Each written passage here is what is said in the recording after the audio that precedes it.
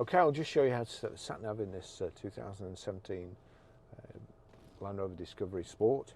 So again, any screen, the circle with the point, or looks like an arrowhead in it, click on that. Distractions may cause accidents, press screen to continue. So that's the screen you're faced with. We just click it again. You've got where to, map view, favourites, we want where to.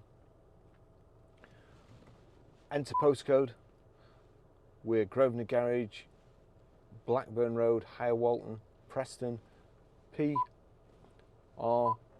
Like I was saying with the Land Rover system, it's so simple.